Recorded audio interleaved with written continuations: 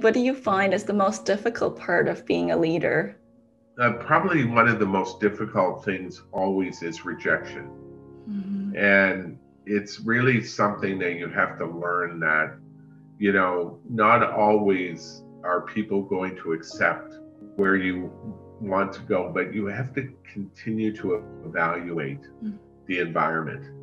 Even though you're on a certain path, people may not accept that, and there might be valid reason for that. So you have to be open enough to be able to change.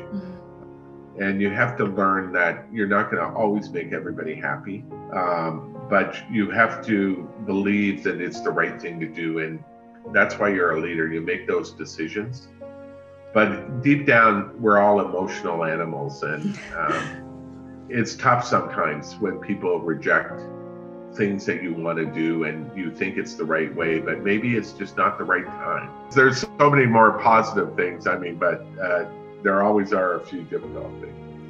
And do you recall one of the most difficult decisions or challenges that you've had to make or deal with as a leader?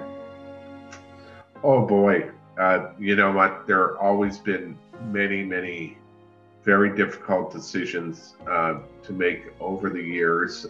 I remember having to let a few staff go because they did not follow the mission and values of the organization.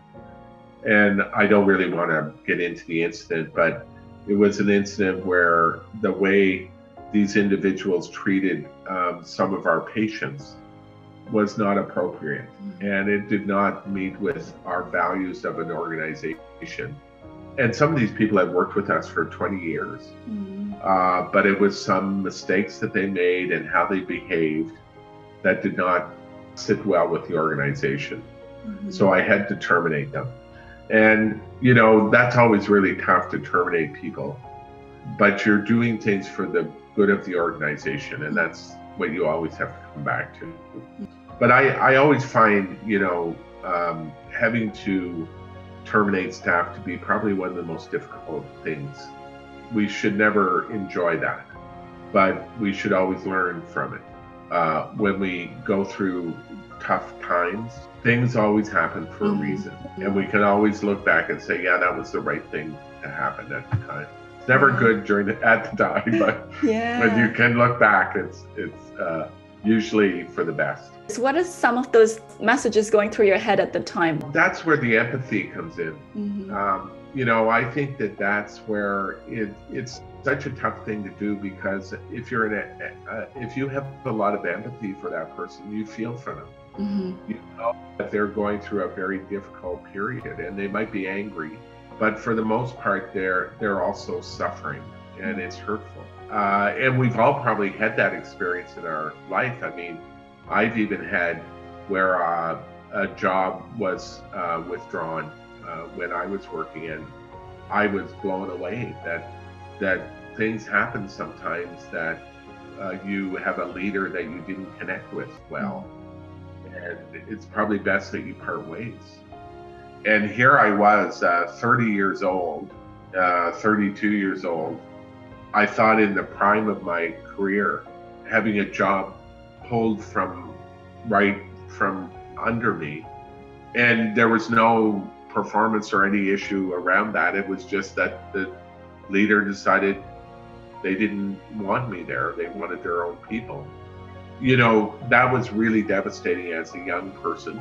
And by the way, they treated me well, and they compensated and all that type of thing. So it wasn't a performance issue. But I had a lot of people rally around me, leaders in the system that I had met through the Canadian College of Health Leaders, that rallied and helped me and moved me into another role. And I always remember that, as a young person, and having all of these leaders that felt what happened to me was really unfair, and they went to the table to help me relocate to a new job. So I ended up working in an association management role with the Alberta Healthcare Association, and it was a great experience. When it's a tough decision, really learn from it and grow from it, because you will look back and say there was growth there. And it is an experience that Right. we all have to go through that at some point. If that job was advertised, would I've ever have done that? No. But the circumstances actually directed me in that way. And it turned out to be one of the best experiences I ever had. That expression of when one door closes, another one opens is very true. And those are life lessons, like everybody goes through them.